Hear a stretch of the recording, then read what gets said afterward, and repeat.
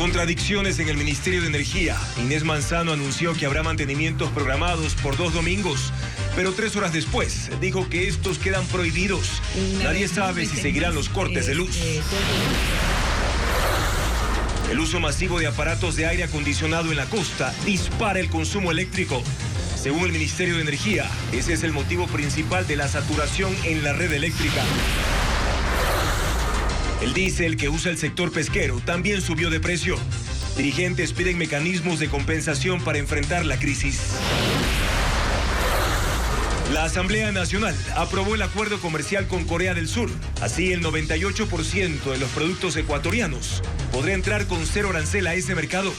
Se espera ahora la aprobación del Parlamento surcoreano. El presidente Gustavo Petro acusa a Daniel Noboa de entregar la frontera común a las mafias. Pero los datos de inteligencia demuestran que 7 grupos armados vinculados al narcotráfico operan del lado colombiano.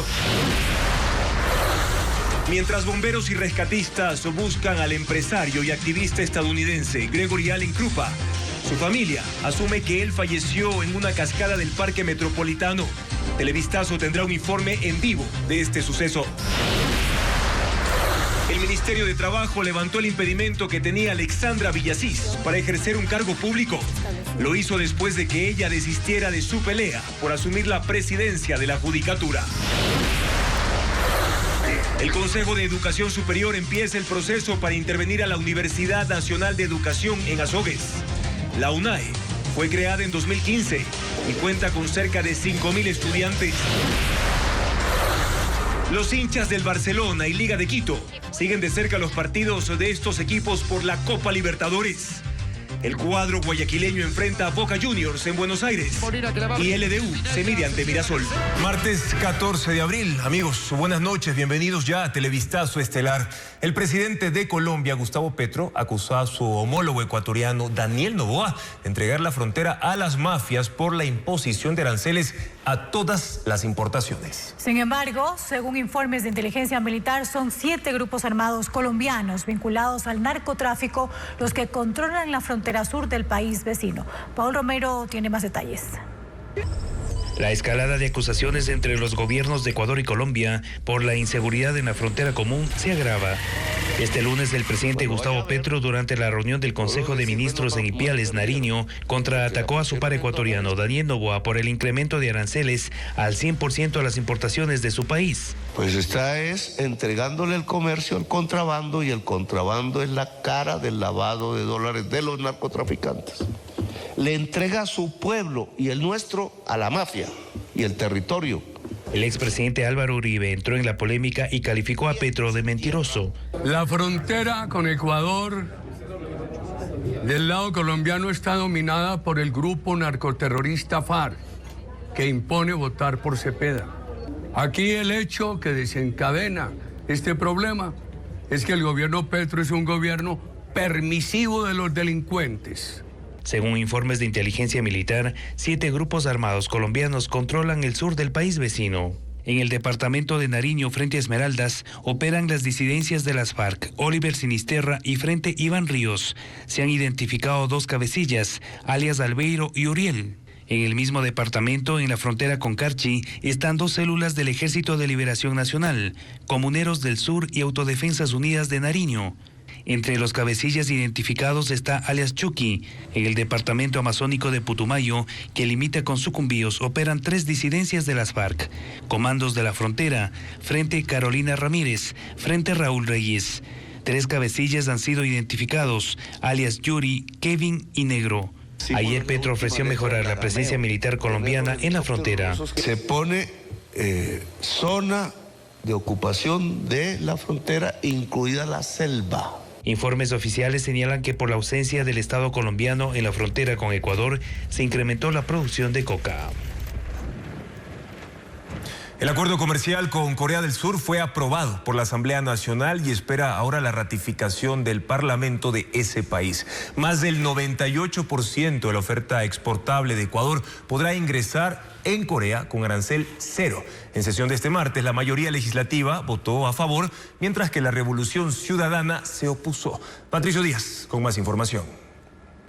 Aunque en la comisión lo apoyaron, en el pleno el correísmo le dijo no al acuerdo comercial con Corea del Sur. Pero con 84 votos del oficialismo, el Partido Social Cristiano e independientes, ellos consiguieron que el texto sea aprobado. La presidenta de la mesa que tramitó el documento resaltó que el 98.8% de la oferta exportable ecuatoriana tendrá cero arancel, pero habrá protección a sectores sensibles. Estamos hablando de los textiles, estamos hablando de metalmecánica, del calzado ecuatoriano, de la línea blanca, de los tableros de madera. El acuerdo determina que ciertos productos, como el banano ecuatoriano, que hoy tiene un arancel del 30%, alcancen una reducción progresiva hasta llegar al cero en 5 años. Los legisladores resaltaron, por ejemplo, la posibilidad de acceso a menor precio de tecnología y de manera especial en el campo agrícola. Me refiero a maquinarias de agricultura, al sistema de riego, equipos post cosecha, invernaderos tecnificados. Pero eso no convenció al correísmo. El único que intervino para exponer su posición fue Héctor Rodríguez. Más que cuestionar el acuerdo, habló de las diferencias entre Corea y Ecuador como economías. Habló de neoliberalismo, del Estado progresista. Ecuador no comercia, Ecuador sobrevive vendiendo lo básico y comprando lo complejo. Exportamos banano, importamos tecnología. Eso no es desarrollo, es dependencia. Desde el Partido Social Cristiano recordaron que este acuerdo se empezó a negociar precisamente en el gobierno de Rafael Correa, que son más de 11 años de trabajo para su aprobación.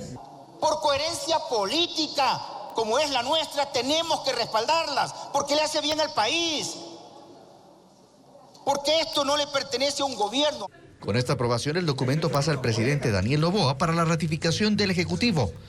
Y se espera que hasta agosto el Parlamento de Corea del Sur también lo confirme para que entre en vigencia. Ecuador tiene acuerdos comerciales con China, Costa Rica, la Unión Europea, además de otros países de Europa negociados con la CAN. El presidente Daniel Noboa aseguró que sus opositores no aceptan los buenos números que está alcanzando su gobierno y que es esa la razón por la que hablan de una crisis que, según dice, es inexistente. Y eso a los extremistas les arde que les ganamos una y otra vez, les molesta que hagamos obra, les molesta que salgamos adelante, les molesta que tengamos buenos números, les molesta también de que ellos ya no son parte. Hablan de una crisis política cuando son viejos políticos en crisis. Nosotros no estamos en crisis, el pueblo está con nosotros y nosotros seguiremos luchando sin parar contra todos esos malos ecuatorianos que lo que buscan es el mal.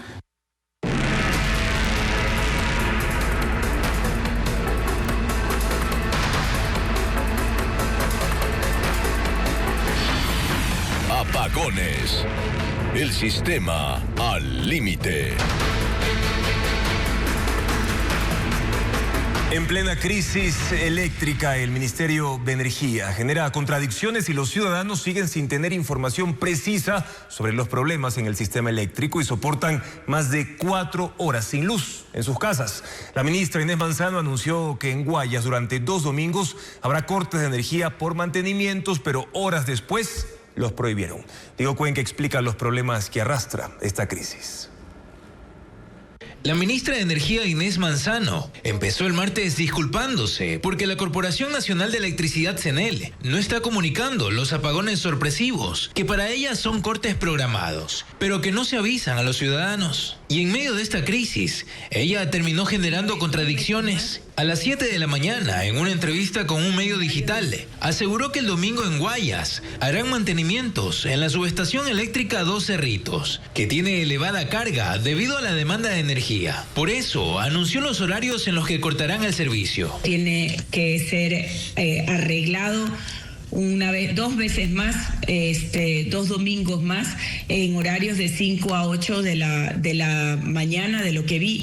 Pero porque son indispensables, porque necesitamos que no haya tanta cargabilidad en esa subestación. Manzano no precisó en qué sectores serán los racionamientos y 3 horas después, en sus redes sociales dijo otra cosa. Se han prohibido con efecto inmediato todos los mantenimientos programados de todas las empresas distribuidoras eléctricas del país. Mientras Mientras tanto, ciudadanos siguen soportando hasta 4 horas sin luz y sin tener información precisa sobre lo que ocurre en el sistema eléctrico nacional. Un ejemplo es lo que pasó esta madrugada entre los kilómetros 1 y 10 de la vía a San Borondón. Los habitantes se quedaron sin energía porque una línea de subtransmisión sufrió daños. La ministra en redes sociales reclamó: una operación que debió durar máximo 1 hora se convirtió en un corte de 4 horas. Esto es inadmisible. La respuesta de CNEL y de SENACE fue lenta e ineficiente. Aquí no hay margen para errores ni excusas. No hay justificación para una actuación que no tenga sentido de urgencia y siempre precautelando la seguridad de los operarios en estos momentos de lluvia. El expresidente del Colegio de Ingenieros Eléctricos de Pichincha señala que esta crisis es consecuencia de lo que no se hizo a tiempo. Hay crisis también en el sector de transmisión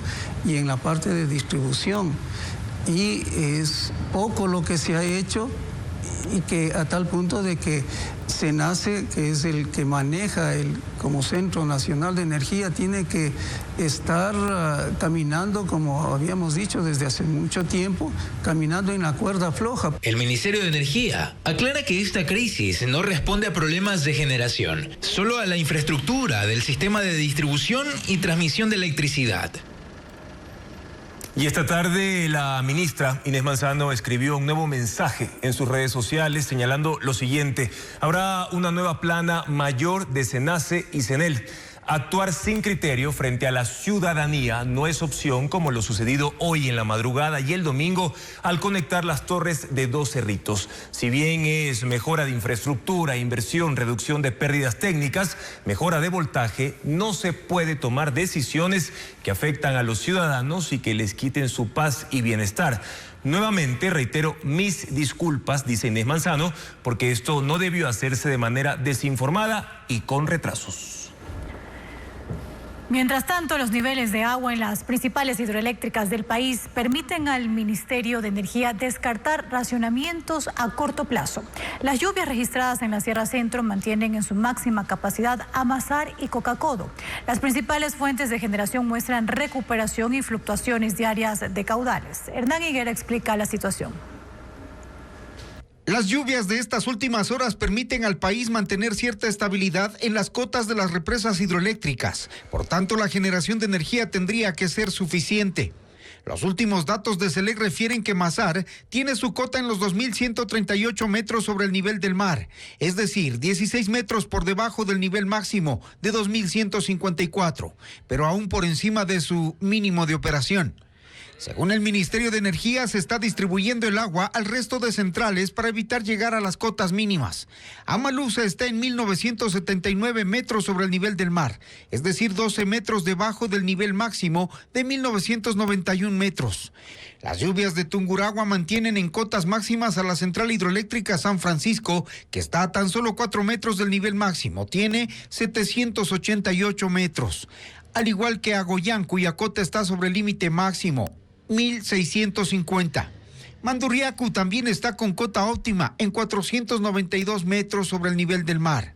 Donde sí falta lluvia es en Cocacodo Sinclair. La central desde hace una semana registra baja de caudales de los ríos que la alimentan. Hace una semana tenía 179 metros cúbicos por segundo. Hoy tiene 170 metros cúbicos por segundo. Según SELEC, los embalses de captación están con cotas llenas, ubicadas en 1.229 metros sobre el nivel del mar.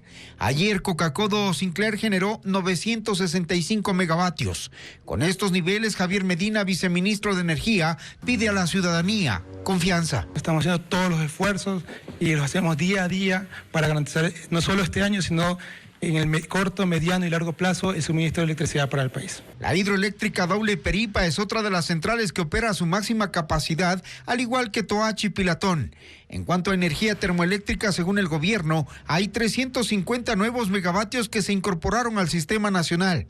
Y los proyectos eólicos suman 50 megavatios, por lo que tanto el presidente como la ministra Inés Manzano insisten en que los apagones son producto de mantenimientos programados, es decir, fallas en las redes de distribución, no por falta de generación.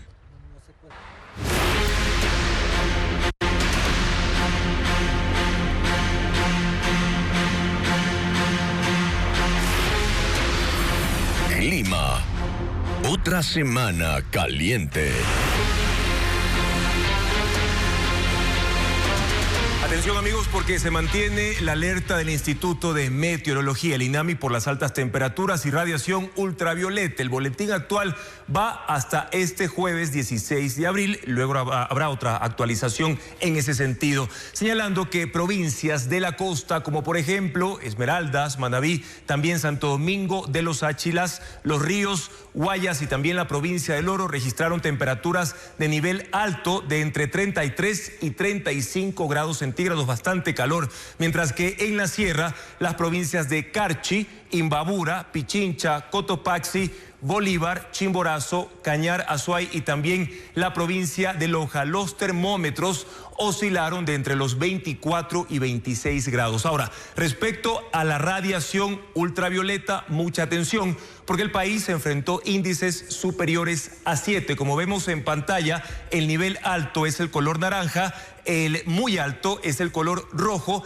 y extremadamente alto el color morado, que es un nivel 11, es decir, la temperatura sumamente alta, que es principalmente en las provincias del Callejón Interandino y en el caso de los niveles muy altos en la costa y también parte de la Amazonía. Por eso quiero explicarles que para mañana, 15 de abril, se prevén lluvias y además tormentas en el litoral y la sierra, con probabilidad de caída de granizo en zonas puntuales de la región interandina, mientras que en Galápagos se esperan lluvias dispersas.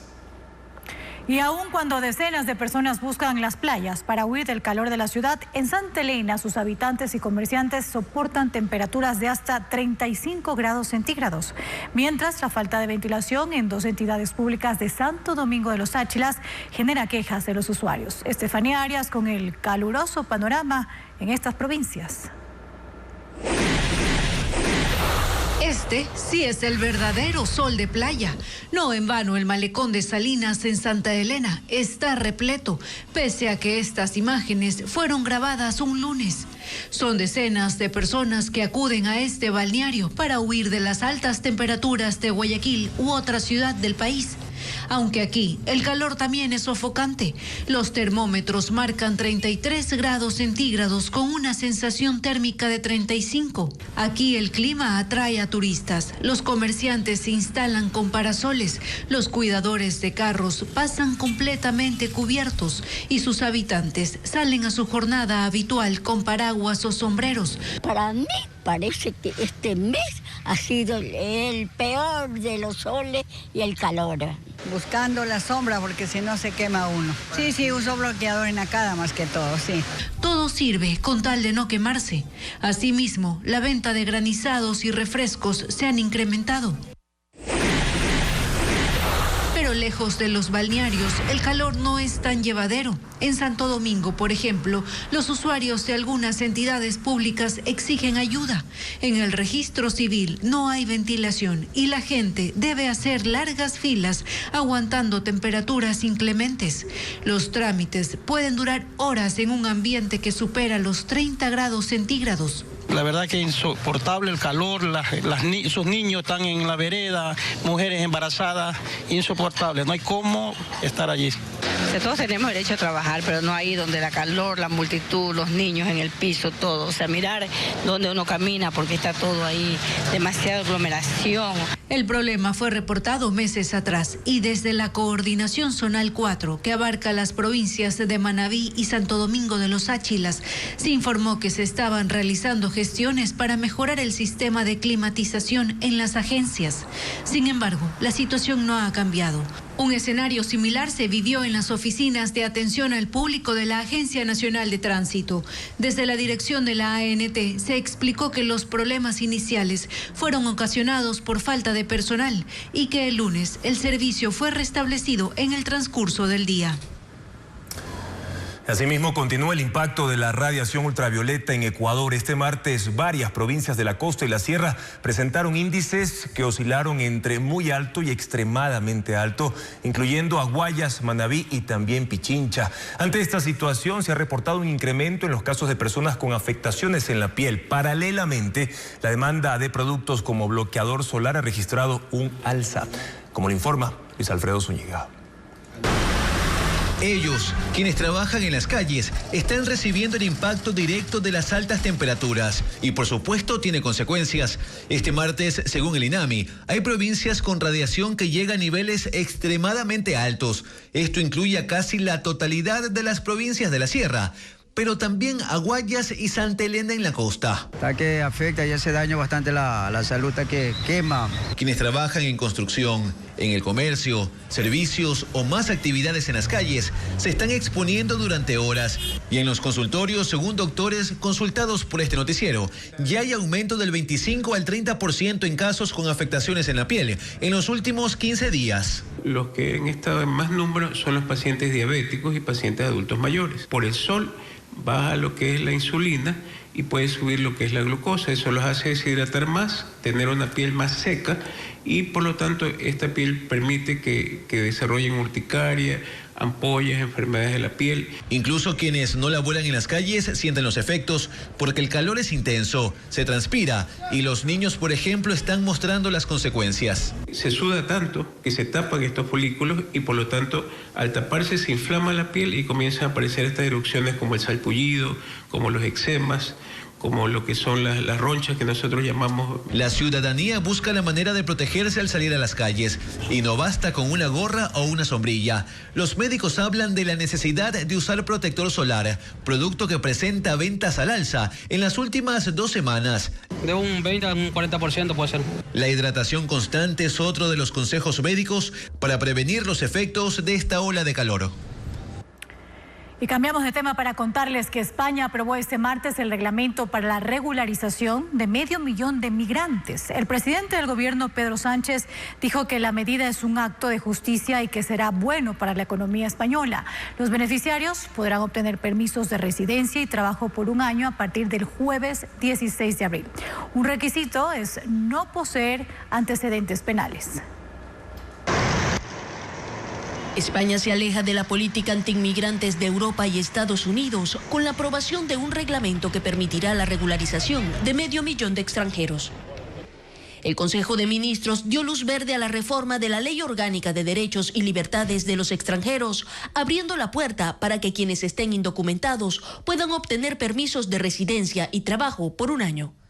Según el Ministerio de Migraciones, podrán acceder al nuevo proceso quienes cumplan con los siguientes requisitos: haber llegado a España antes del 1 de enero de 2026, tener al menos 5 meses ininterrumpidos en ese país, no poseer antecedentes penales y acreditar un documento público-privado que certifique la residencia. El presidente del gobierno español, Pedro Sánchez, lo calificó como un acto de justicia y necesidad y añadió que quienes viven en su país deben hacerlo en igualdad de condiciones y pagar impuestos. Porque reconocer derechos es bueno. Y sobre todo porque la migración está contribuyendo de manera muy decisiva al crecimiento económico de nuestro país, a la creación de empleo y también a tener unas cuentas de la seguridad social lo más saneadas posibles. Mientras que el ministro de Derechos Sociales dijo que no es momento de rendirse ante la xenofobia. No queremos que haya trabajadores ni trabajadoras sin derechos. No queremos que haya vecinos y vecinas de segunda. No queremos discriminación, no queremos explotación. El gobierno justifica la reforma por razones demográficas, pues España enfrenta el envejecimiento de su población, poniendo en riesgo la disponibilidad de trabajadores y aportantes al sistema de pensiones en el futuro. Los migrantes podrán hacer la solicitud a partir del 16 de abril.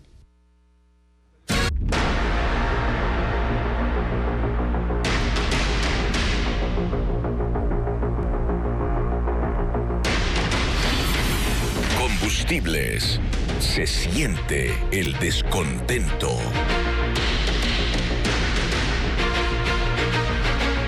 Organizaciones indígenas y sindicales rechazan el incremento de los precios de los combustibles. La Federación de Transportistas de Pichincha solicitó este martes que se instalen mesas técnicas con el gobierno nacional para buscar una solución que permita cubrir sus costos operativos porque las compensaciones no son suficientes. Adriana Bermeo con estas reacciones. Los transportistas de Pichincha rechazan el incremento de combustibles y ahora buscan una reunión con el gobierno para aplacar el impacto en sus costos operativos. Este martes, representantes del transporte urbano, escolar, intraparroquial, camionetas y taxis dijeron que la compensación que reciben no es suficiente para sostener el funcionamiento de sus unidades y que no participaron en las mesas técnicas en las que se definieron esos valores. Medianamente alcanza para cubrir lo que es el combustible, pero no se ha considerado el tema de la canasta de repuestos que automáticamente sube y afecta directamente al bolsillo del transportista. Por lo pronto, no habrá medidas de hecho por el incremento del precio de las gasolinas. No suspenderán su servicio ni lo reducirán. Tampoco participarán de movilizaciones y no han puesto plazo a la respuesta que esperan del gobierno. Al menos esa es la postura de la dirigencia de este sector. Este pronunciamiento difiere con la posición de las organizaciones sindicales. La marcha del 1 de mayo será su plataforma de protesta. Vamos a tener una próxima reunión con más organizaciones que están pronunciándose para salir de manera masiva. El 1 de mayo va a ser una manifestación de descontento contra las políticas del gobierno nacional.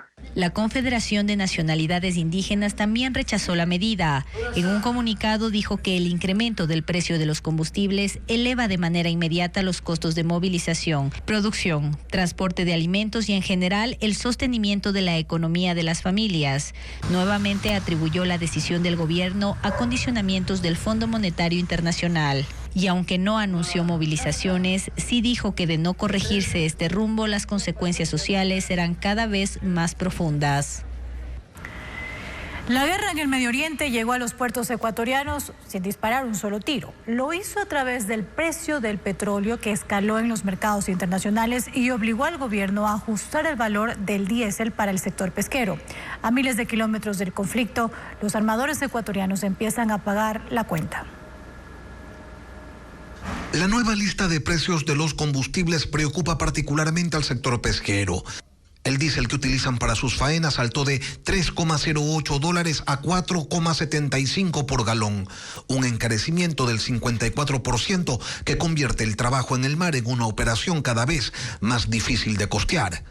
Así lo señalan los representantes de los pomaderos de Pozorja. Los niveles de costos al subir con este nuevo precio, ¿sí?, nunca van a poder ser compensados con una producción aún en las mejores épocas.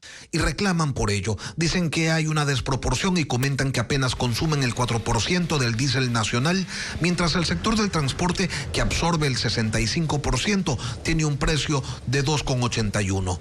La desproporción no es solo un dato estadístico, es la diferencia entre mantenerse a flote o amarrar los barcos. ¿Qué estamos pidiendo? Que nos asimilen al diésel automotriz. Eso significaría un apoyo, un soporte de $7 millones más o menos mensuales. Justifican el pedido en que España, Francia, Italia, China, Indonesia, Corea del Sur, Estados Unidos han implementado ante la crisis global que genera la guerra en Medio Oriente mecanismos de subsidio e incentivos para sus flotas pesqueras. El ministro de Agricultura los escuchó y quedó en darles una respuesta. Pero hasta que ella llegue, tierra adentro, se prevé un impacto en la industria que consume harina de pescado y también en la ciudadanía. Las embarcaciones todavía tienen algún remanente de combustible. Van a estar trabajando hasta que este remanente a precio viejo les dure. Pero yo creería que de ahí en adelante lo primero que vamos a tener es un desabastecimiento total de mariscos a nivel nacional. El diálogo con las autoridades ya se dio y están a la espera de resultados. Mientras tanto, quienes se dedican a la pesca hacen sus cuentas con números que ya no cierran. El Consejo de Educación Superior anunció el inicio del proceso para intervenir la Universidad Nacional de Educación en Azogues. La decisión se genera tras detectarse presuntas irregularidades administrativas y académicas. Esta medida ya genera reacciones entre autoridades y estudiantes de esa universidad, la única institución pública que forma docentes en el país, como lo explica Johnny Guambaña. La medida fue aprobada en primer debate. El Consejo de Educación Superior inició el proceso para intervenir la Universidad Nacional de Educación en Azogues, provincia del Cañar. Es la única universidad pública del país especializada en la formación de docentes. Fue creada en 2015 y oferta 7 carreras orientadas a la educación, con cerca de 5.000 estudiantes. Según el CES, la decisión se sustenta en 2 causales previstas en la Ley Orgánica de Educación Superior como presuntas irregularidades administrativas y financieras que podrían estar afectando el funcionamiento de la universidad. Además, se mencionan supuestas fallas en los procesos disciplinarios en los concursos de méritos y oposición para docentes y en la administración de los centros de apoyo académico.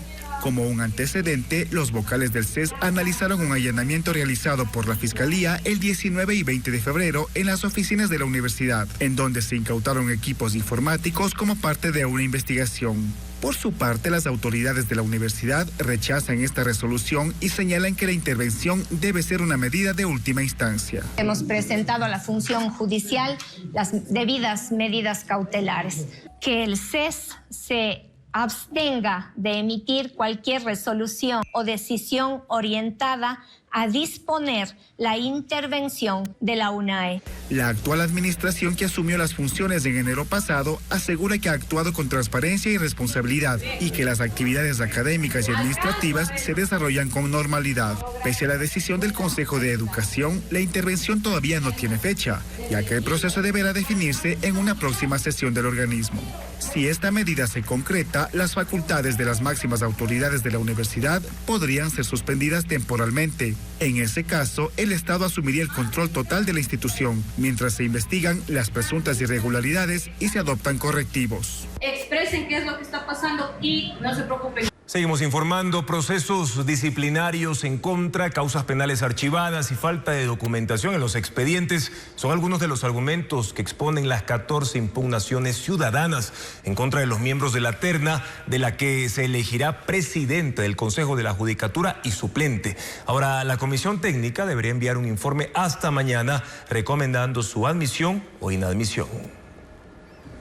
La terna de la Corte Nacional de Justicia para presidir el Consejo de la Judicatura se enfrenta a la lupa ciudadana. 14 impugnaciones suman Mercedes Caicedo, Ramón Echáiz y Paquita Chiluisa, que buscan dirigir el rumbo de la justicia del país. Contra la jueza de la Corte Nacional de Justicia, Mercedes Caicedo, se presentaron 5 impugnaciones, entre ellas la de Sofía Moreano, que la acusa de no convocar a tiempo la audiencia de apelación en el caso de los helicópteros DRUF. Por eso, en el 2023 el proceso caducó y fue archivado. También Víctor Hugo Cofre apunta a que la postulante usó sus influencias para beneficiarse aceleradamente en la autorización de segundas nupcias. Su caso fue calificado en 27 minutos y resuelto en 4 días. Contra el jurista Ramón Echáiz se presentaron 5 impugnaciones.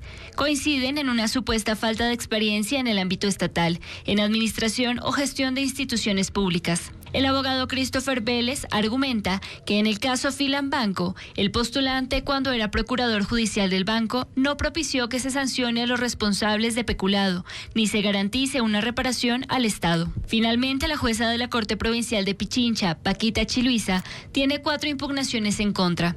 Entre ellas, nuevamente aparece la jurista Sofía Moreano, quien la cuestiona por haber sido denunciada en 2 procesos penales por el delito de prevaricato. Aunque reconoce que ambas causas fueron archivadas, cree que generan dudas sobre su conducta. Hasta este miércoles, la Comisión Técnica deberá enviar un informe al Pleno del Consejo de Participación, recomendando la admisión o inadmisión de las impugnaciones. José de la Gasca, postulante a fiscal general del Estado, solicitó al Consejo de Participación Ciudadana la separación inmediata del coordinador de la veeduría, Guido Egas, por presunta falta de imparcialidad.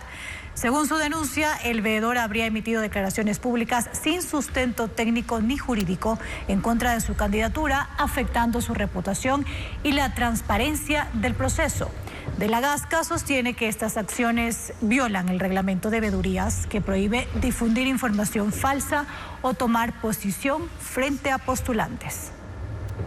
Yo le he dicho al señor ayer en una reacción, al señor Egas, que yo no voy a renunciar de mi derecho a participar y a postular al concurso de fiscal general del Estado. Yo creo que moralmente él debería tener con el país, por lo que ya se sabe, inclusive me ha estado llegando información de los vínculos que tiene él políticos y sus afinidades políticas que obedecen a los comentarios de ayer, serían simplemente unas retaliaciones.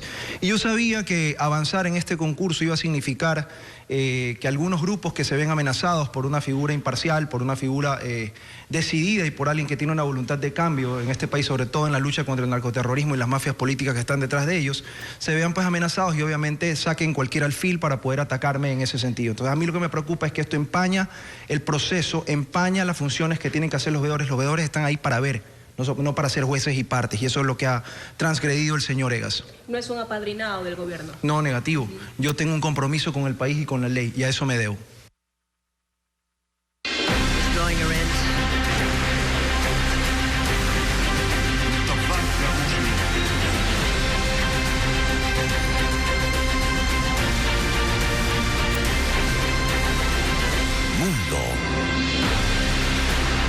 Organismos internacionales alertan sobre los efectos de la prolongación de la guerra en el Medio Oriente. Anticipan una caída en la demanda de petróleo ante el incremento de los precios y riesgos para la seguridad alimentaria. Incluso hay expectativa por una eventual reanudación de diálogos entre Estados Unidos e Irán, quizás dentro de 2 días, otra vez en Pakistán, como le informa Pedro Jiménez.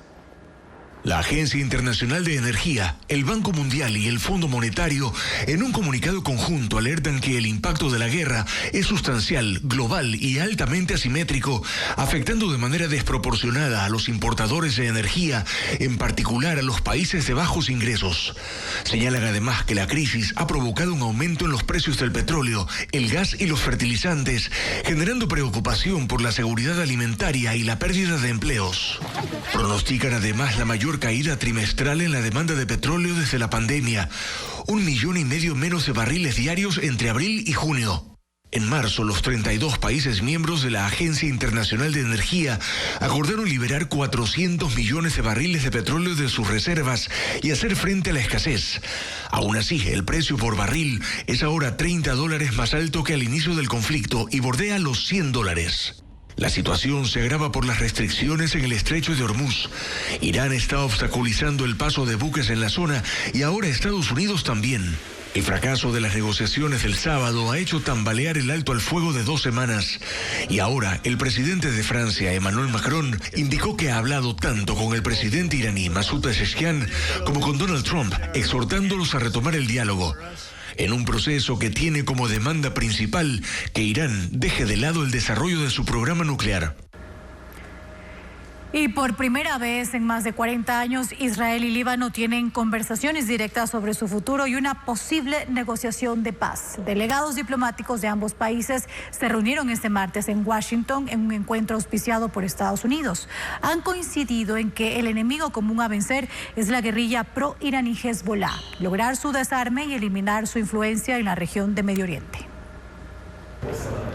El secretario de Estado Marco Rubio fue el anfitrión de este encuentro entre los embajadores de Israel y de Líbano en Washington.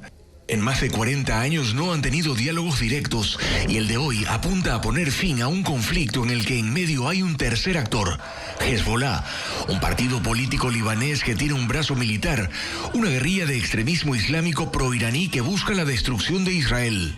El embajador israelí en Estados Unidos dijo hoy que ahora que esa guerrilla está debilitada hay que hacerla retroceder. Y en cuanto a las conversaciones con Líbano dijo: estamos trabajando en un acuerdo en todos los frentes, en el de seguridad y en el civil, para intentar lograr juntos un tratado de paz completo. El primer ministro libanés desde Beirut señala: persistiremos en nuestros esfuerzos para poner fin a la guerra, para negociar un alto al fuego y permitir que las instituciones estatales legítimas cumplan plenamente su función de proteger a Líbano y a todo el pueblo. Este alto cargo de Hezbollah dice por su parte que la posición del movimiento es no acatar el resultado de negociaciones con Israel, decisión que hará muy difícil cualquier iniciativa de alto al fuego con el gobierno de Benjamín Netanyahu, cuyos ataques más recientes en el sur de Líbano y también en Beirut, la capital, han dejado más de 300 muertos en una semana.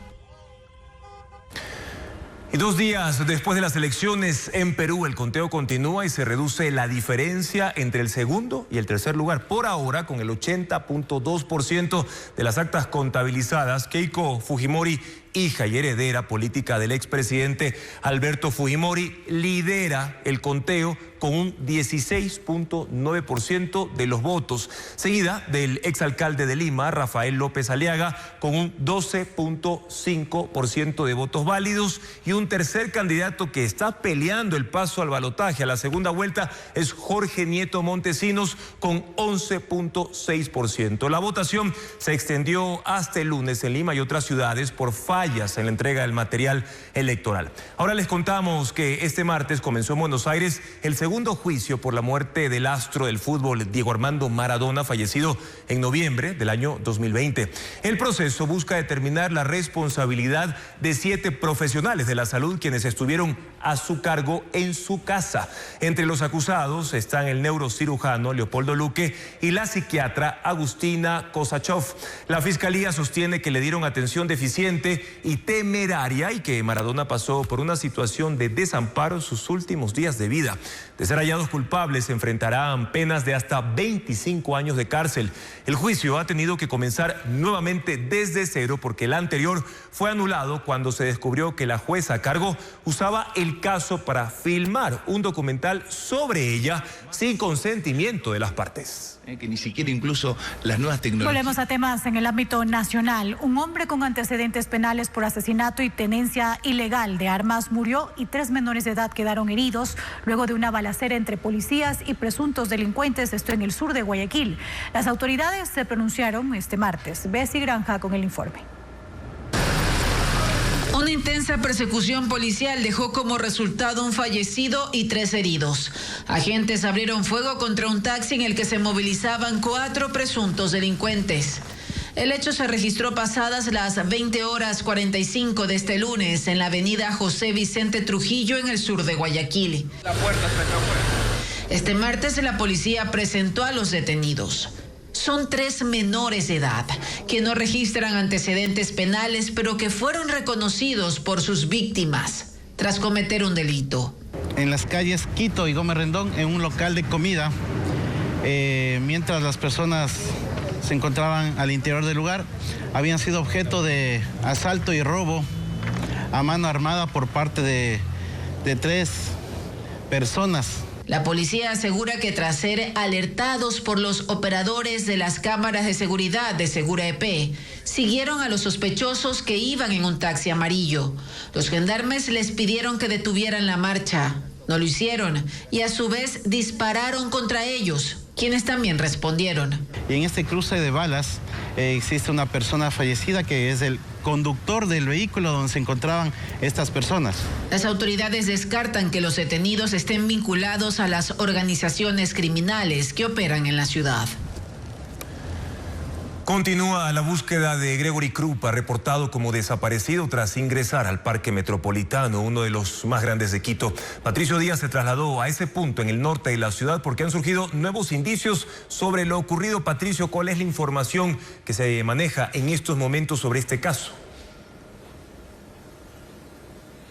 Sí, Juan Carlos, amigos, en las operaciones de rescate que se desarrollaron hoy hasta la tarde, se han encontrado indicios de la presencia de Gregory Krupa en este sector conocido como La Cascada, aquí en el Parque Metropolitano de Quito. Estamos en la calle Huanguiltagua, precisamente, y en el parque se ubicaron después de 5 días de búsqueda algunos indicios que, de lo que ha dicho la familia mediante un comunicado, les dan una idea de lo que pudo haber pasado. Ellos dicen, quieren compartir una noticia dolorosa, pero que al mismo tiempo nos da cierto consuelo.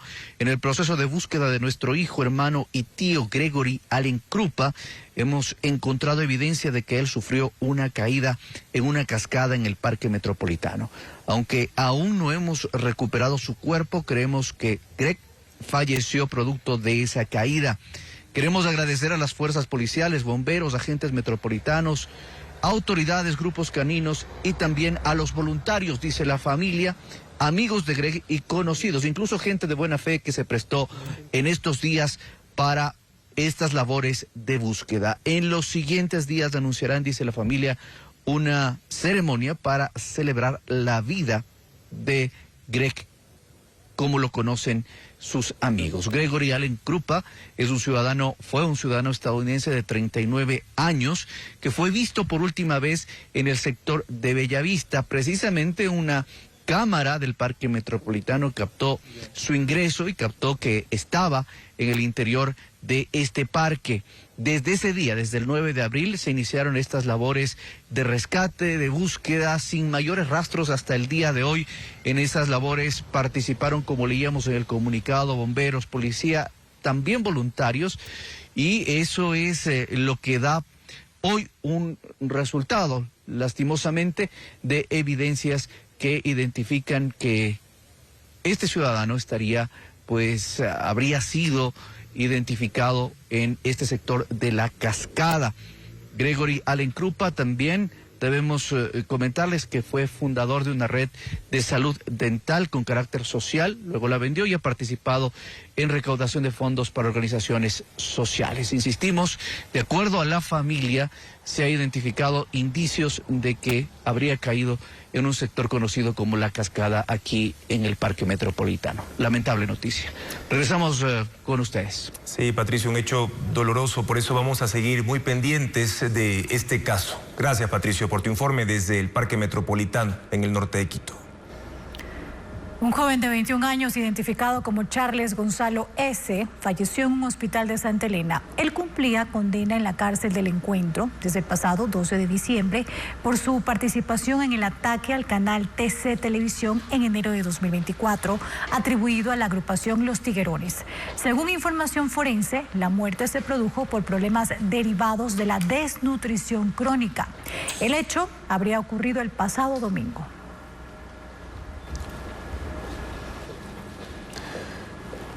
Crece el número de mujeres en las cárceles de Ecuador, pero sin datos claros sobre sus condiciones. Corresponden al 7.5% de la población penitenciaria del país. Merlin Ochoa informa que el tráfico de drogas es el principal delito por el que son detenidas.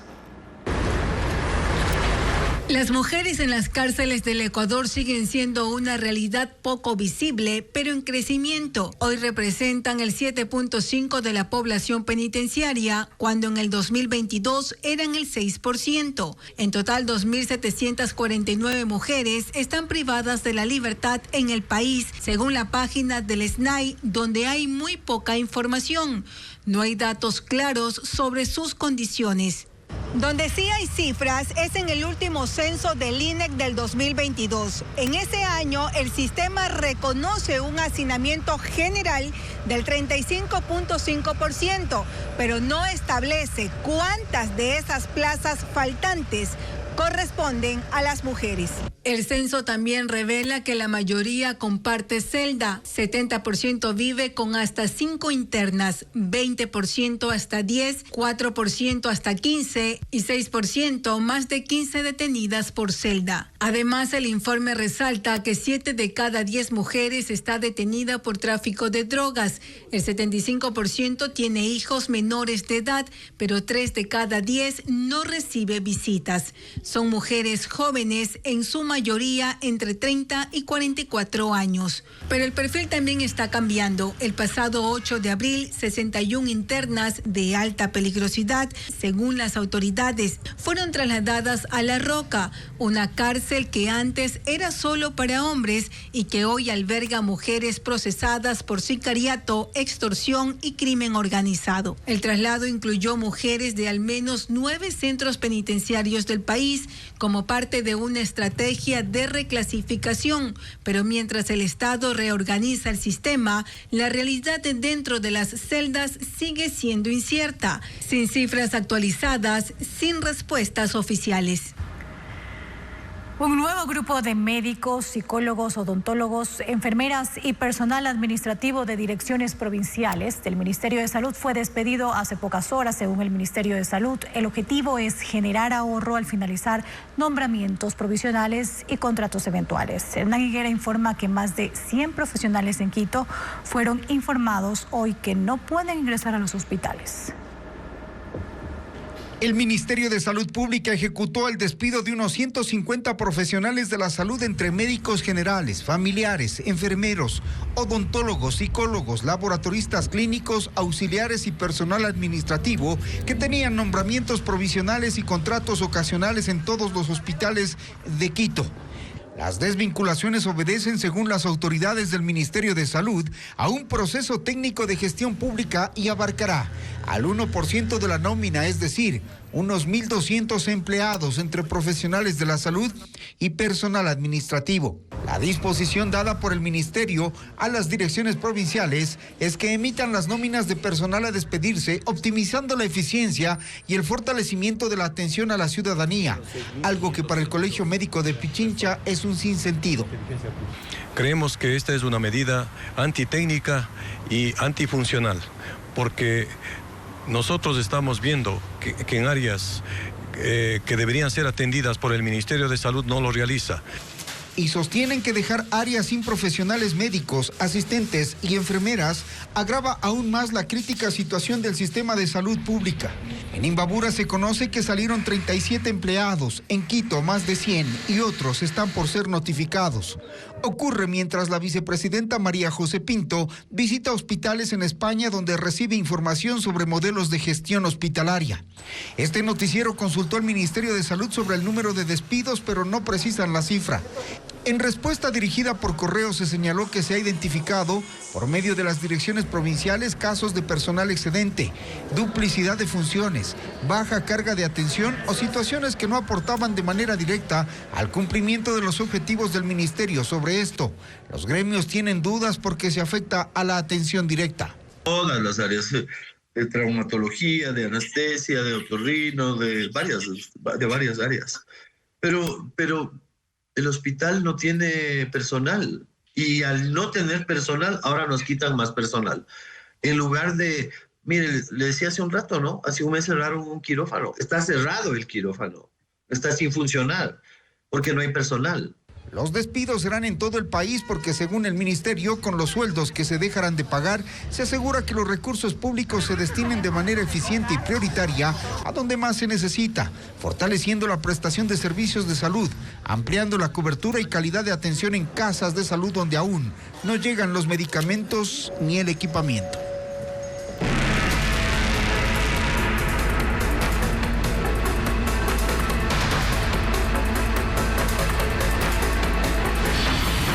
Apagones.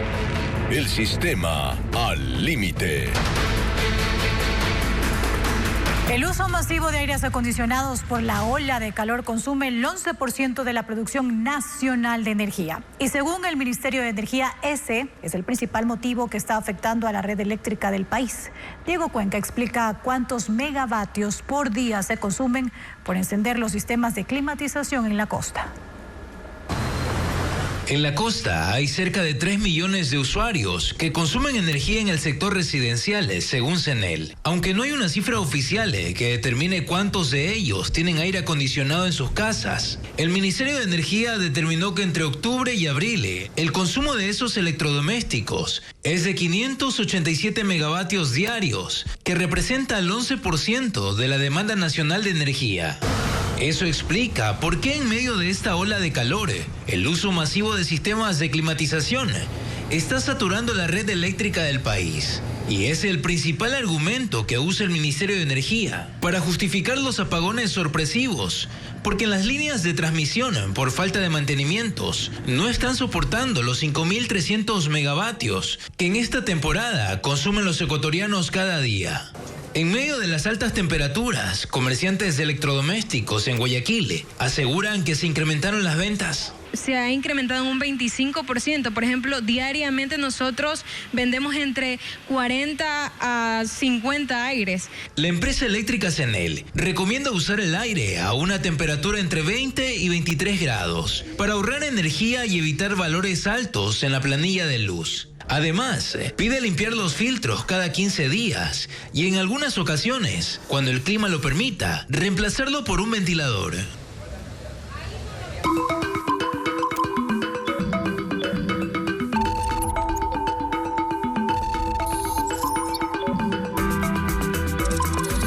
El radar digital llega gracias a S4 Max, full híbrido como tú.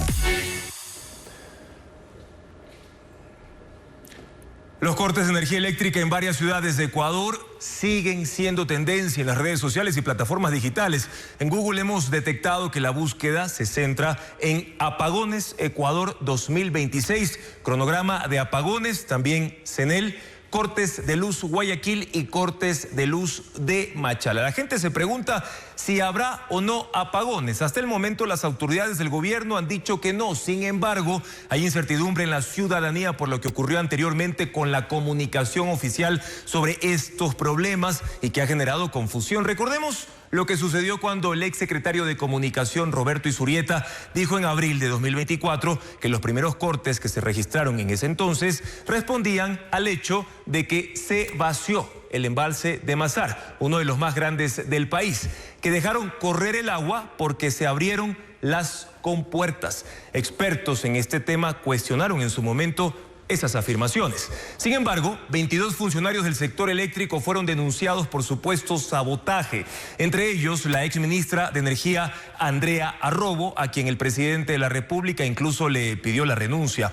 Otro caso que generó sorpresa en la población fue en agosto de 2024, tras una explosión de 5 transformadores que generaron un apagón en vía a la costa en la provincia del Guayas. Según funcionarios de CENEL, una iguana causó la caída de una línea de alta tensión.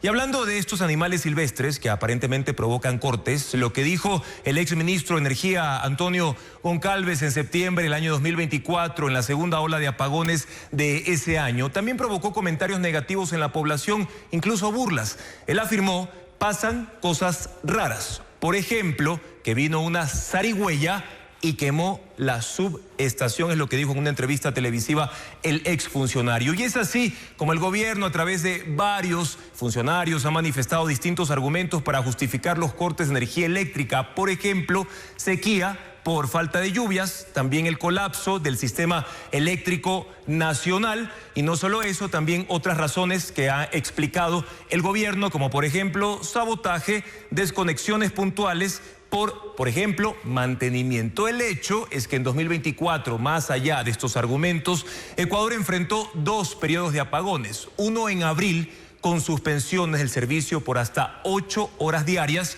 y entre septiembre y diciembre de ese mismo año, con cortes de hasta 14 horas diarias, principalmente en el mes de octubre. Y hoy, 2 años después, la ministra de Energía, Inés Manzano, cayó en una contradicción cuando precisó esta mañana en una entrevista que por mantenimiento en Guayas, en la subestación eléctrica Dos Cerritos, que registra una elevada carga debido a la demanda de energía, anunciaba horarios de cortes durante 2 domingos. No obstante, horas después, la funcionaria publicó en su cuenta de la red social X lo contrario, señalando: se prohíbe con efecto inmediato todo el mantenimiento programado para todas las compañías distribuidoras de electricidad del país. Manzano ha precisado además que los cortes de estos últimos días que ustedes han denunciado en las redes sociales en varias ciudades no responden a problemas de generación eléctrica, sino a problemas de infraestructura del sistema de distribución y transmisión de electricidad, recalcando que no habrá apagones, dice la funcionaria. Sin embargo, la ciudadanía se mantiene atenta, pero con incertidumbre, porque las suspensiones del servicio eléctrico continúan en algunos sectores. Y amigos, ya pueden ingresar a ecuavisa.com precisamente para conocer detalles de lo que ha dicho Inés Manzano sobre este tema. Mediante el código QR, ustedes ya lo van a ver en segundos, que aparece en sus pantallas. Por eso los invito a que abran la cámara de su teléfono celular y lo escaneen para llevarlos directamente a la información sobre este tema de los cortes de los últimos días de energía eléctrica y la respuesta de la ministra Inés Manzano.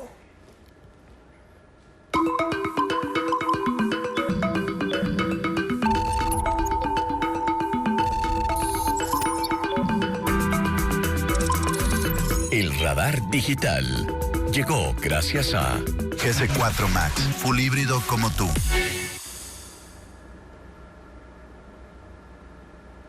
3 días de cielo despejado y sin lluvias cambian el ritmo en Latacunga. La temperatura ha subido hasta los 20 grados, algo poco habitual para esta ciudad de la sierra. El calor ya se refleja en las calles, en el uso de ropa más ligera y en el aumento de la venta de helados y bebidas frías, mientras el INAMI advierte niveles extremadamente altos de radiación solar en Cotopaxi. Sandy Espinosa con la noticia.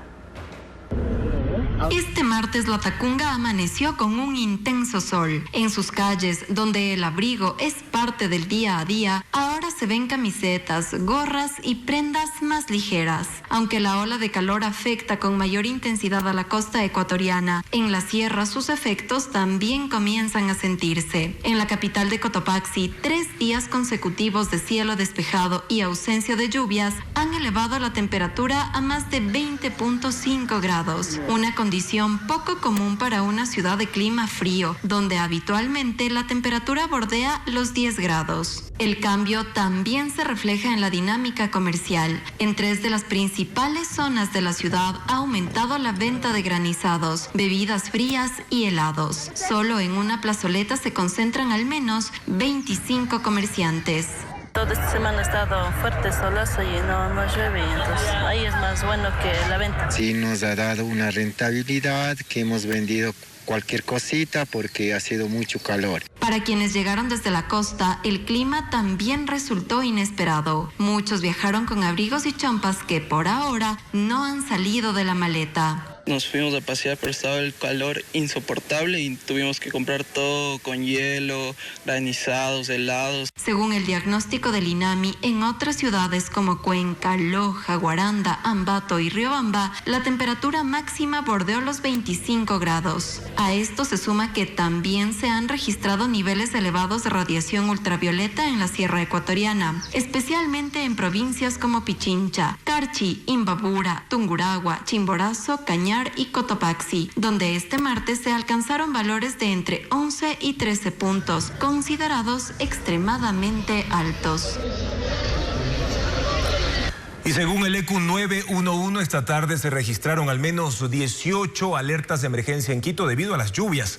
En el sur de la ciudad, una granizada cubrió parte de la avenida Simón Bolívar, una de las más importantes de Quito.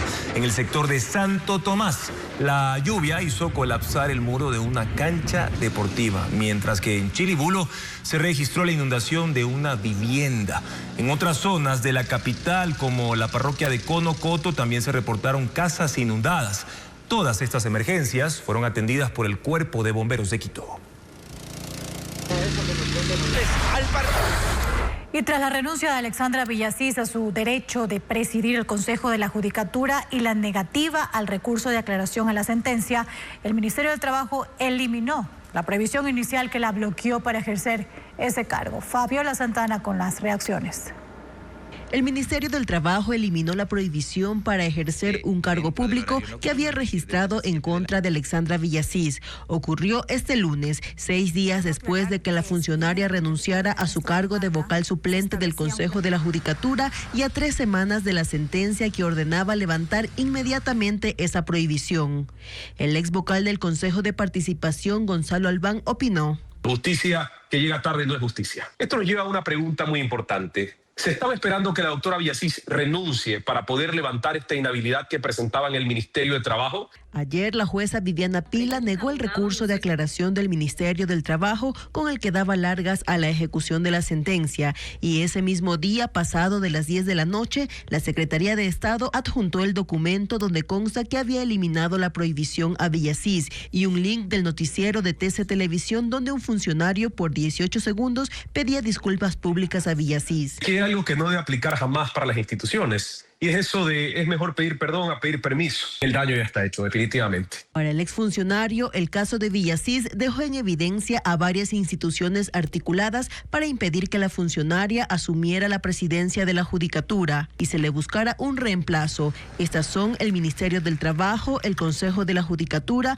la Corte Nacional de Justicia y el Consejo de Participación. El presidente de este último organismo que lleva adelante el concurso lo desmintió. Nosotros no hemos bloqueado a nadie porque nosotros no tenemos competencia de andar bloqueando. La activación de selección de mecanismos lo hace el Consejo de la Judicatura, la función judicial, y la competencia que tiene el Consejo de Participación Ciudadana es activar procesos. En todo caso, Villasís obtuvo el levantamiento de la prohibición solo después de renunciar a ser presidenta de la Judicatura como le correspondía. El cuestionado concurso para reemplazar a ella y a Godoy sigue firme. Y lo que debía ser una sucesión automática terminó convertido en una carrera contrarreloj. Decisiones administrativas, maniobras institucionales y hasta fallos judiciales marcaron el camino que impidió que Alexandra Villasís llegue a la presidencia del Consejo de la Judicatura. Daniela Valencia está con nosotros y explica la cronología de estas acciones. Daniela. Sí, buenas noches. Todo inició mientras Mario Godoy se defendía del juicio político en su contra. Entre ausencias ocasionales y una salida que ya se anticipaba, la transición en el Consejo de la Judicatura era inevitable. El 9 de febrero, Alexandra Villasís, tal como lo hizo en 2 ocasiones anteriores, debía asumir la presidencia, pero apareció un impedimento en el Ministerio de Trabajo. En la madrugada del 10 de febrero, el Consejo de la Judicatura sesionó y pidió al Consejo de Participación Ciudadana activar el proceso de selección del vocal suplente.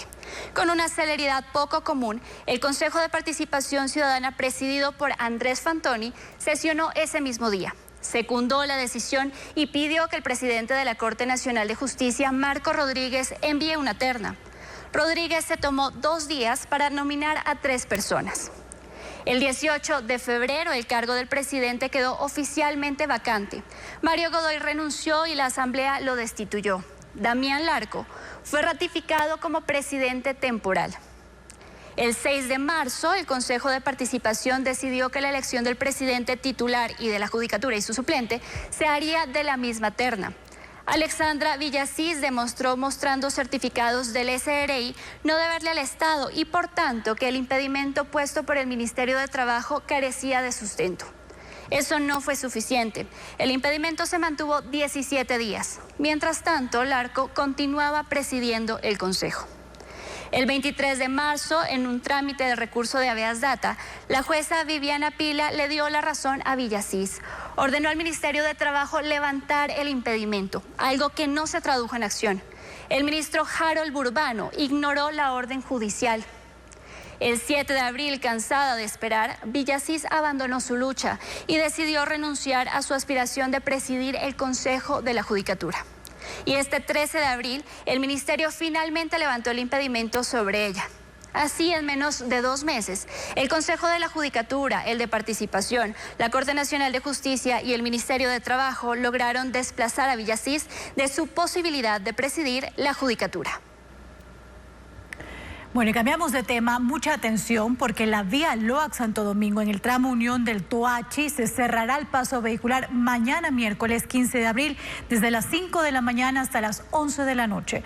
Las rutas alternas son las vías Santo Domingo, Las Mercedes, Los Bancos para vehículos livianos y la vía La Independencia Calacalí para la transportación pesada. Nuestra aliada Saracae con los detalles.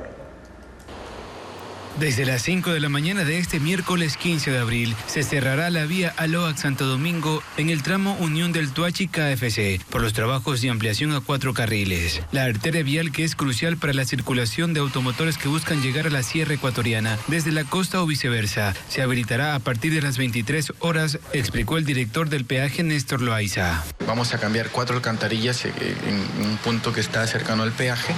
Se va a cortar la vía en 4 puntos, en un margen de 1 kilómetro aproximadamente. A la par, los trabajos de ampliación se continúa con el recapeo, tareas que avanzan y se prevé que duren 3 meses más. Debido a estos trabajos, el paso vehicular de la vía Aloac suele ser controlado. Es un contrato aparte, un contrato de cambio de carpeta asfáltica. En ese ya salimos de la parte de Yuriquín y seguimos avanzando al siguiente punto, que es la variante de Lelia. Las rutas alternas son las vías Santo Domingo, Las Mercedes, Los Bancos para vehículos livianos y la vía La Independencia Calacalí para la transportación pesada. Los trabajos de recapeo son totalmente diferentes a la ampliación a 4 carriles. De igual manera, el mantenimiento rutinario, que consiste en limpieza de cunetas.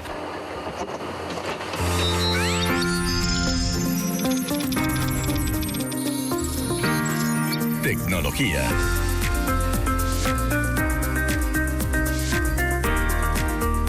Más de 70 robots humanoides pusieron a prueba su resistencia durante la madrugada en los ensayos previos a la Media Maratón 2026 en China. Jorge Luis Vaquerizo nos muestra cómo se viven estos momentos finales antes de la gran carrera tecnológica en el gigante asiático. Están casi listos, pero no quieren dejar nada al azar. Así se preparan los ingenieros para detectar fallas, mejorar los tiempos y afinar sus máquinas para la media maratón de robots humanoides en el área de desarrollo económico y tecnológico, E-Town de Beijing. Enviamos diferentes robots a pruebas todos los días y luego usamos los datos que registran para perfeccionar nuestros algoritmos y optimizar su rendimiento de movimiento.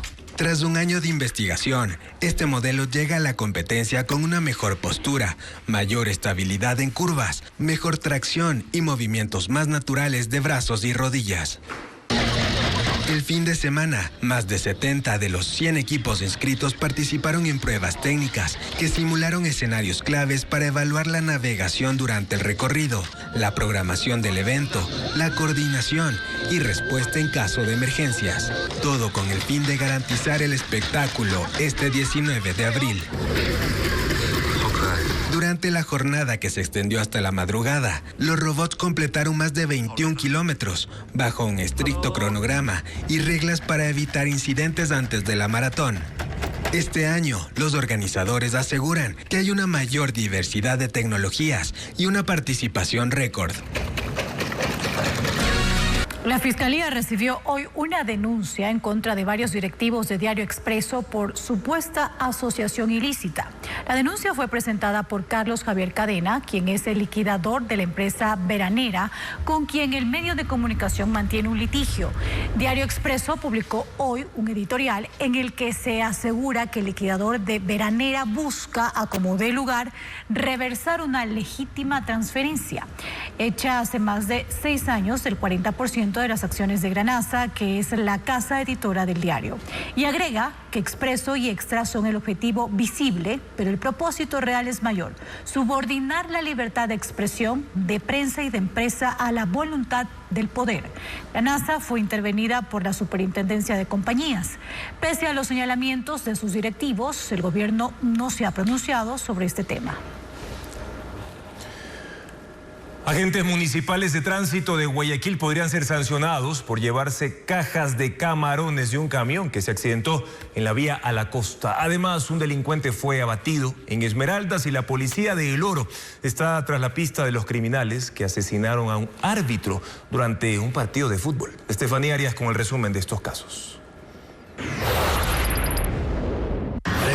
Señores, ahorita en este momento accidente aquí. Un camión que llevaba un cargamento de camarones quedó encunetado entre los matorrales del kilómetro 13,5 de la vía a la costa en Guayaquil. Esto provocó que unas 8,000 libras de camarón quedaran regadas en la zanja. Pocos minutos después se observó cómo decenas de personas comenzaron a llevarse la mercancía. Salían con fundas, tachos y hasta canastas a coger los camarones. Y no fueron los únicos. Hasta agentes de la Autoridad de Tránsito Municipal, ATM, se habrían llevado cajas de este producto.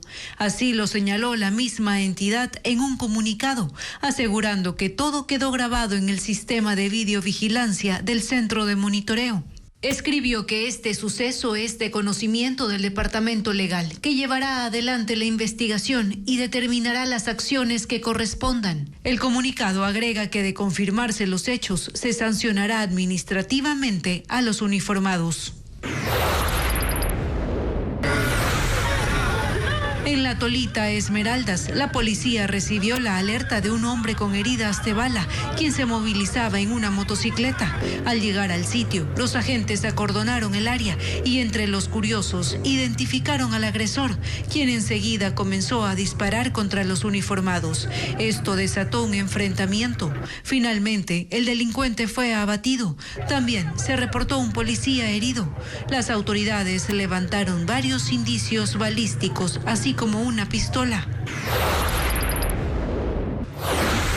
La policía está tras la pista de los criminales que acabaron con la vida del árbitro asesinado durante un partido de fútbol en la cancha Los Álamos, en Pasaje, El Oro.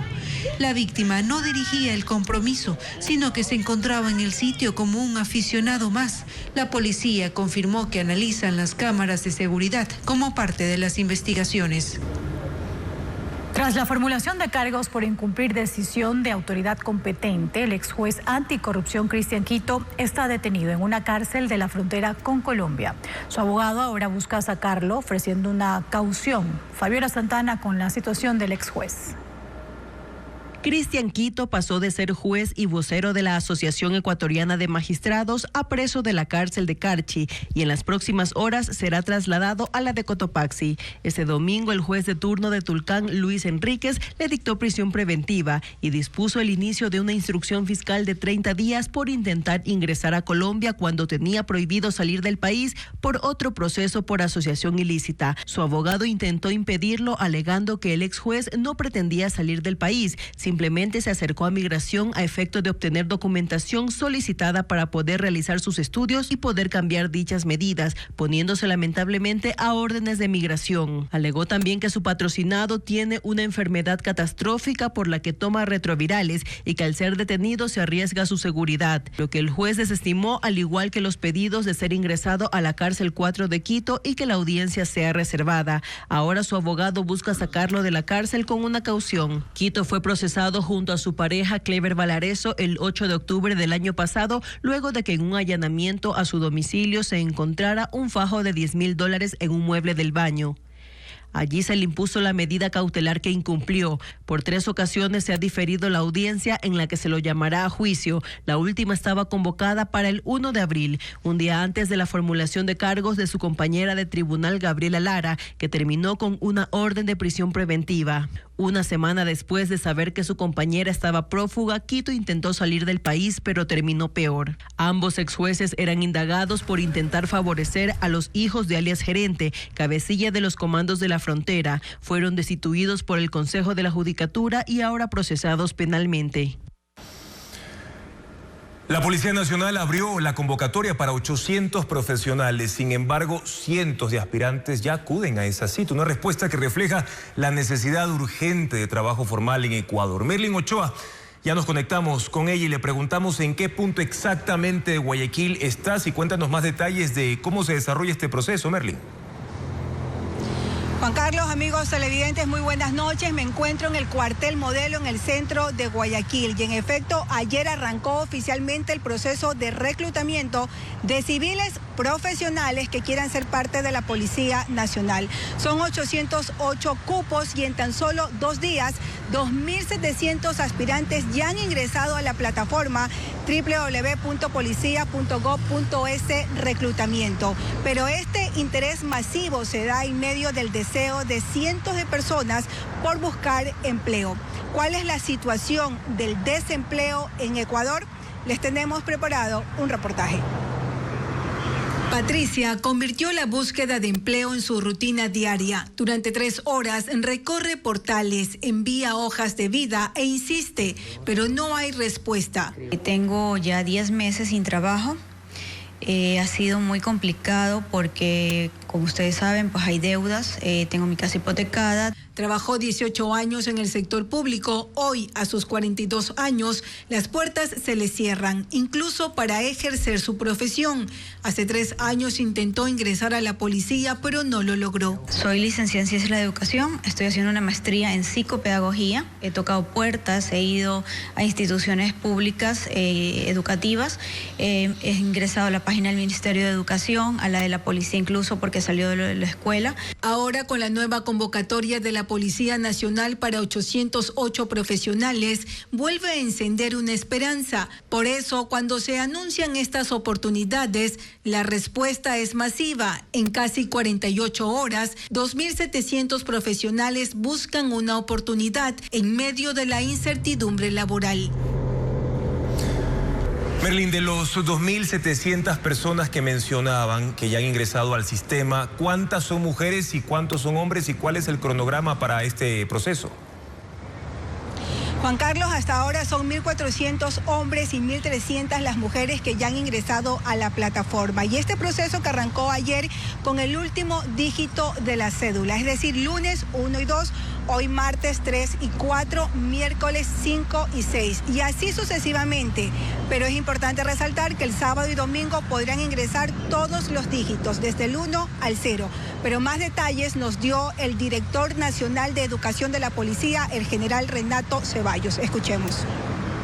En esta vez hacemos un llamado a 220 personas que ocuparán los cargos directivos y 588 personas que ocuparán los cargos técnicos operativos. Son 4 grandes áreas que tenemos de apoyo a la institución policial: el área jurídica, el área de administración, el área técnica y también el área de la salud. ¿Cuáles son los requisitos generales? El primero, la edad.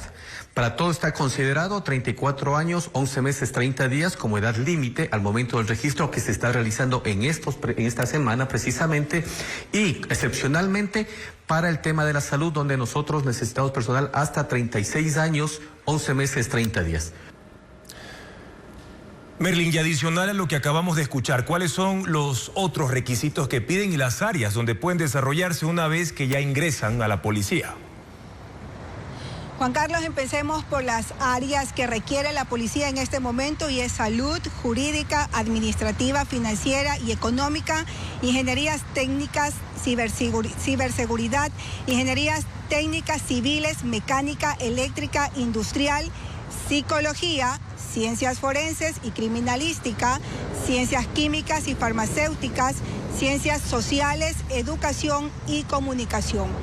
Otros de los requisitos son ser ecuatoriano, no tener antecedentes penales, no tener tatuajes, no pertenecer a ningún partido político y no haber sido destituido ni de las Fuerzas Aéreas ni de la policía. Esta es la información desde el centro de Guayaquil. Recuerde que aún tiene tiempo para ingresar a www.policia.gov.es reclutamiento. Gracias a Merlin Ochoa por estos datos. Reiteramos, amigos, este proceso de reclutamiento para el ingreso a la Policía Nacional estará habilitado hasta este domingo 19 de abril.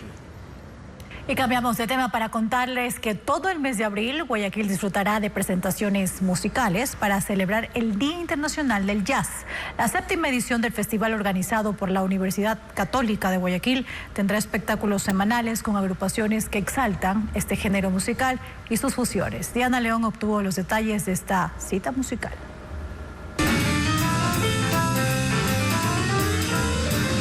Guayaquil celebra desde ya el Día Internacional del Jazz, con presentaciones semanales en diversos espacios de la ciudad y un gran show final con intérpretes de ese género musical.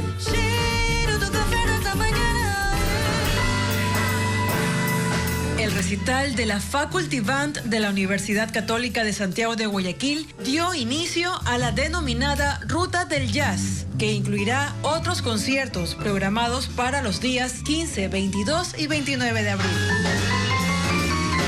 La siguiente semana hacemos una parada en la Cueva Jazz Club, en donde vamos a tener a una banda de fusión que fusiona funk, que se llama Zero Groove. La siguiente parada va a ser en Casa Sino Fabiani con la agrupación Yatale, que es ensamble de música latinoamericana. El gran cierre de esta 7ª edición del festival será el 2 de mayo en la explanada del Museo Antropológico de Arte Contemporáneo, con un espectáculo musical que se extenderá por 6 horas. El festival regresa al MAC. Después de muchos años, los festivales aquí en Guayaquil empezaron justamente en ese espacio.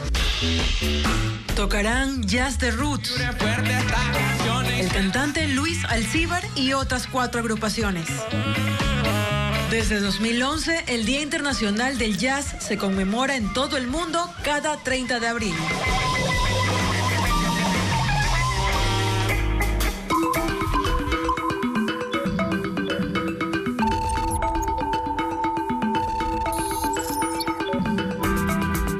El radar digital llega gracias a NetLife.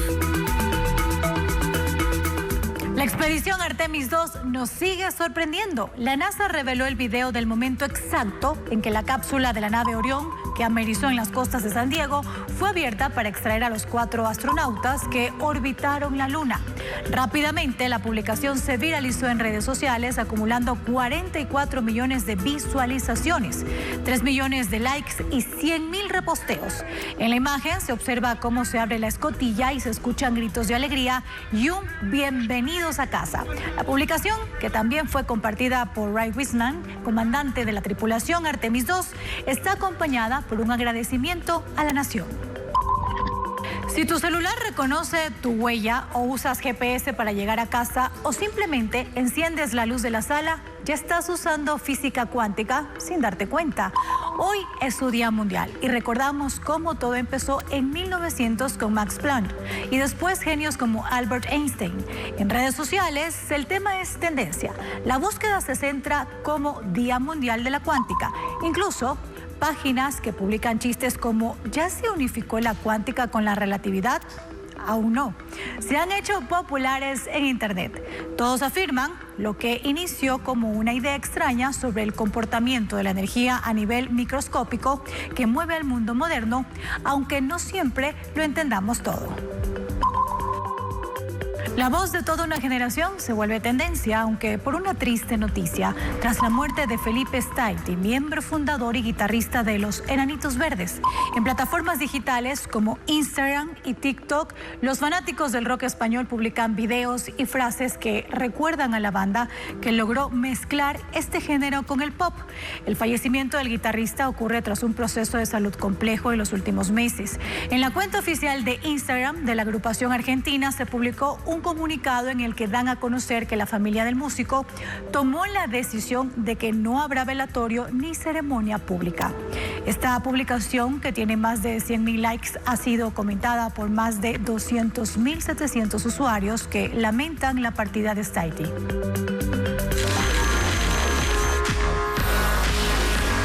En la alfombra roja es auspiciado por Extreme.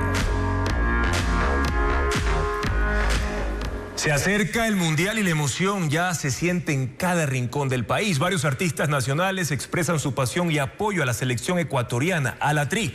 Lo hacen mediante ritmos de marimba, reggaetón, cumbia y otros géneros. Son canciones que unen y llenan de orgullo. Vamos a escucharlas. Papaya Dada lanzó el videoclip de Manifestando Cositas Buenas, una canción con su característica mezcla de cumbia y música tropical. La banda contagia energía con su ritmo. En el videoclip muestra la alegría de los hinchas en las canchas, sus cábalas y la emoción de reunirse para vivir cada partido. El cantante guayaquileño Luis Ernesto Pazmiño presenta la canción Somos Guerreros Unidos. La letra fue creada por hinchas ecuatorianos que viven en España y Estados Unidos. John Briel, Javier Neira y Jota cantan a la selección con el sencillo La Tri, una propuesta que fusiona el reggaetón con ritmos afroecuatorianos. En el videoclip, los artistas disfrutan de un ambiente festivo en los estadios, junto a hinchas que ondean banderas y viven con intensidad la emoción de ver a su equipo en el Mundial. A ritmo de salsa choque, Oveja Negra junto a Don Nasa dedican el sencillo Modo Tri a los futbolistas de Ecuador. Los hinchas salen a las calles a bailar y a disfrutar de ver a la selección ecuatoriana dejarlo todo en la cancha. En la alfombra roja fue auspiciado por Extreme.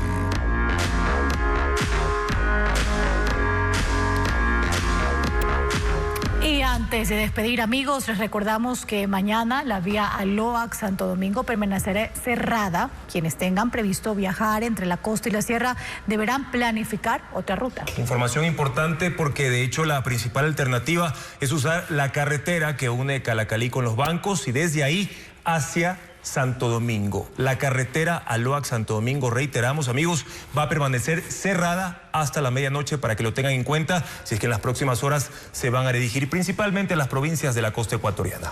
Los esperamos en la primera emisión de Televistazo mañana a las 5:50. Gracias siempre por su sintonía, amigos. Los invitados de En Contacto Directo son Freddy Ceballos, él es presidente de la Cámara Ecuatoriana Colombiana, para calcular el impacto de la guerra comercial entre ambos países. Además estará con nosotros en ese espacio de entrevistas Carlos Serrano, ex juez anticorrupción, para hablar sobre la justicia en Ecuador 4 meses después de su exilio.